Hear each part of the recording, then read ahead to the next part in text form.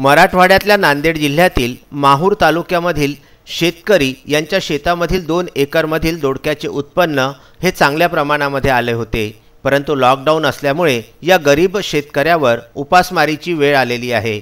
आठवडी बाजारामध्ये साधारणतः 8 ते 15 ते 20 कॅरेट हे दोडके घेऊन विकायला नेत असतात, परंतु वाहतुकीचे कोणतेही साधन उपलब्ध नसल्यामुळे या लॉकडाऊनचा खूप मोठा फटका या गरीब शेतकऱ्यांना बसलेला आपल्याला दिसतो आहे। आतापर्यंत विदर्भ न्यूजच्या वतीने माहूर तालुक्यातील व किनवट तालुक्यातील शेतकऱ्यांची व्यथा आणि कथा तसेच शेतकऱ्यांचे झालेले नुकसान विदर्भ न्यूजच्या माध्यमातून जनतेपर्यंत व शासनापर्यंत पोहोचविण्याचे कार्य विदर्भ न्यूजने केलेले आहे, असे एक शेतकरी संतोष बोरकर यांनी सांगितले।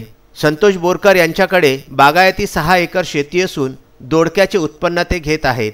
याचबरोबर सांभार, पालक, गाजर, कांदा अशा प्रमाणात यांचे उत्पन्न आहे। माहूर शहरामध्ये व आठवडी बाजारामध्ये हे उत्पन्न ते विक्रीसाठी घेऊन जात असत, परंतु कोणतीही वाहतूक व्यवस्था नसल्यामुळे ही सर्व पिके ते बैलास व गायींना खाऊ घालण्याशिवाय त्यांच्याकडे आता पर्याय शिल्लक राहिलेला नाही।